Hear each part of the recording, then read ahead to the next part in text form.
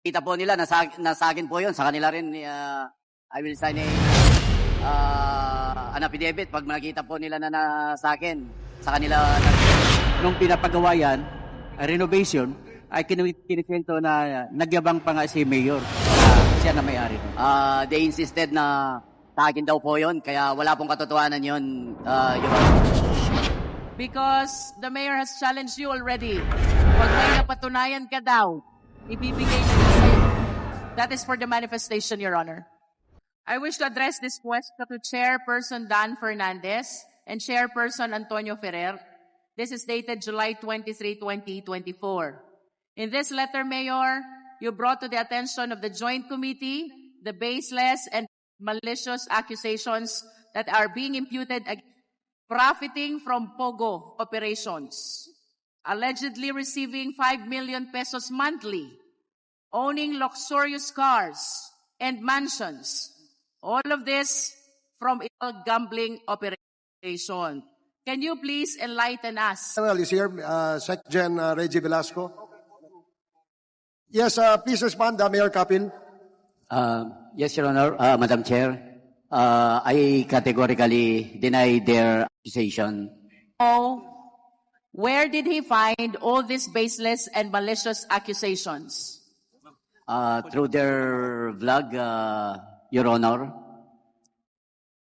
Mr. Chair, before we proceed, may we know if Mayor Capel has taken his oath? Yung baseless and malicious accusations ni Pyra Lucas at Toto Kausing.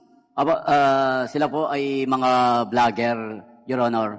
Kaya, although yung case po kay Miss Pyra Lucas, na-file na po namin sa piskalya, kaya according to my lawyer, may Distance of the allegation as contained in your letter, we will not be commenting on the judicial proceedings that are pending before the court, the one you said, sub judice. If I may proceed, Mr. Chair, I remember that because of this letter, we moved to invite Pyra Lucas and Toto Kausing. Message. That's Pyra Luca and Toto. Si ano po ba? Si Ma'am? Kayo muna o si Toto Kausing? We are only here to answer whatever questions that the good Congresswoman Luis Tru would ask. yung sa 2015 at meron po silang business permit sa amin sa munisipyo, but they insisted na sa akin daw po yun, kaya wala pong katotohanan yun, Your Honor. Sir, can you reply on that? Ako po ba, sir? Yes, kindly reply, Mr. Kausing. Chairman, hindi ko lang maintindihan ko alin ang tatanong yung tungkol sa dalawang issue kasi dito eh. Yung issue tungkol doon sa 5 million a month daw at saka yung issue tungkol sa dalawang condotel. So alin ang una pong kasi sinasabi niya po na baseless. Ngayon, kung ang opinion ko sa dalawa sa akusasyon niya una sa 5 million a month, wala po akong sinabi sa vlog ko na 5 million a month. Ngayon, pagdating naman po sa condotel, binlog ko na rin po yan na condotel na ayon sa informante ko, nasa kanya yan. Kaya tinatayuan po namin ito, Your Honors, na totoo po ang aming nakuha na kinwento ng aming tinatawag na informante. But of course, yan ang sinabi ng informant ko sa akin. At ang isa sa mga informante ko dito ay nag-identify niya sa sarili niya as isa siya sa malapit na katira, malapit doon. At kinwento nga rin, nung pinapagawa yan, renovation, ay kinikwento na nagyabang pa nga si Mayor na siya na may-ari nun. Patungkol naman ata, I just do not know how it happened na nagsalita siya na may 5 million a month na sinabi. Ang sinabi ko, nakakakuha siya ng pera. At ang basihan ko po, Mr. Chairman, ay yung statement nila na binigay sa Senate na 10,000 lamang po kada taon ang kinukuha nila na property tax o real property tax o di ka amilyar mula sa mga property ng POGO. So, at sa business tax o mayor's permit, sinabi nila, sila mismo sabi na 4,000 lamang kada taon. So, doon ko po binase ang aking logical conclusion at kinwenta ko ang maaring magiging property tax ng 46 o 43 buildings at binase ko rin po sa inamin ng engineer nila na nag-submit ang nagpatayo o Whirlwind o di kaya Royal Lucky South 99 ng bills of materials na umaabot sa 1 billion 70 million. At kung ganun ang materials cost, ibig sabihin po, bilang civil engineer din ako, na sa ngayon, ang estimated labor cost din po ay almost the same sa materials cost. So kung kwentahin mo, ibig sabihin po, ang most reasonable fair market value ng lahat ng building ay 2 billion. Ngayon, pagkakwenta, paano mo kwentahin ngayon ang real property tax? So kukunin muna ang fair market value which is 2 billion, then multiply it with assessment level na binigay ng batas which is 50% para sa mga commercial, tapos i-multiply mo, magiging 1 billion. Pagkatapos, kukunin ang real property tax is equals to 1% times assessed value. So assessed value is 1 billion times 1%, that is 10 million a year. Tapos ang lupa pa, sabihin na lang natin na 5,000 per square meter. Ang kinikwenta ko, pag 5,000 per square meter sa 10 hektarya, abot po ng mga abot sa 500 million. So kung kukunin mo po yung tinatawag na assessed value, that is 250 million.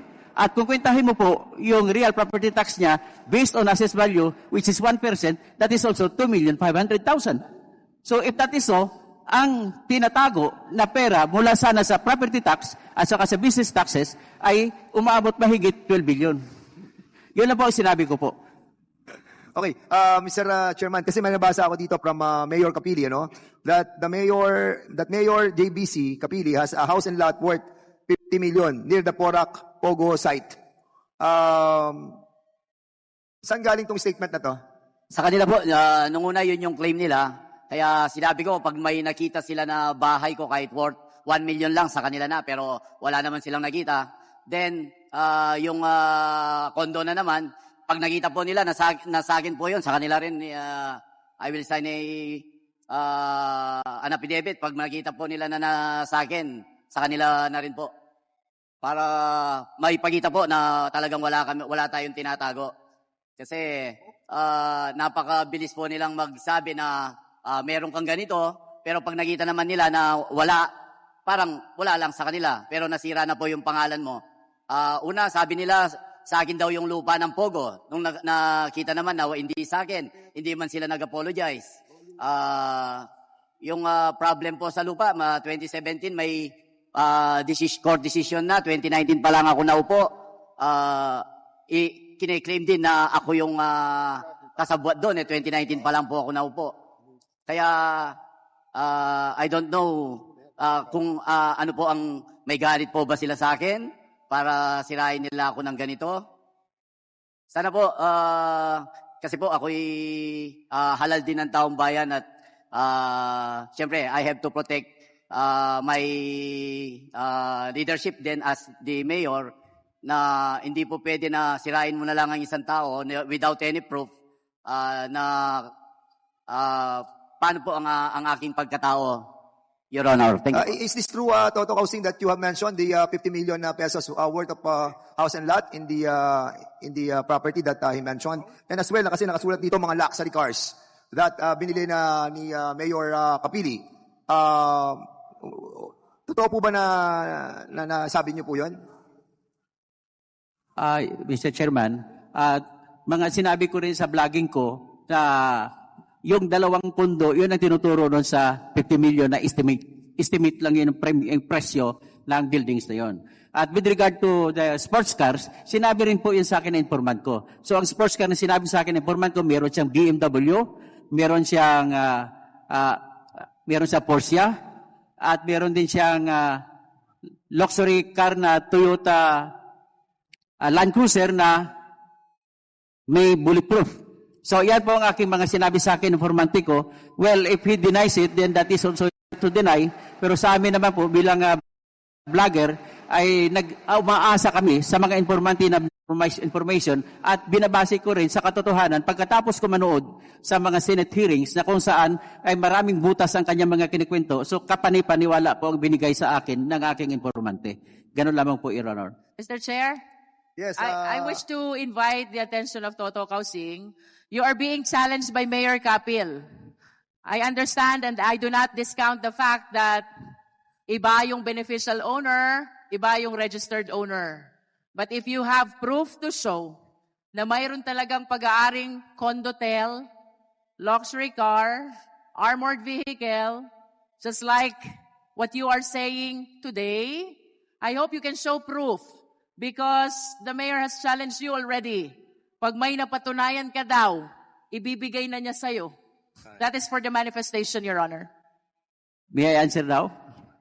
Sige, anyway, ganito po yan, Mr. Chairman. Yung kwento, With all due respect, but I wish to interrupt Toto Kausing. This is an inquiry in aid of legislation. We do not allow hearsay evidence. We do not allow testimony if the declarant has no personal knowledge. So until and unless Toto Kausing has personal knowledge of all the accusations against Mayor Kapil, I think we need to come up with a resolution on whether to allow him to continue attending our hearing. Thank you, Mr. Chair. Yes, we take note of the observation of the committee that it seems that the statement of Mr. Kausing are all hearsay and he has no personal knowledge about the issues at hand. And in that case, I would like to ask you from refraining to continue replying to the questions raised by Congresswoman Luistro.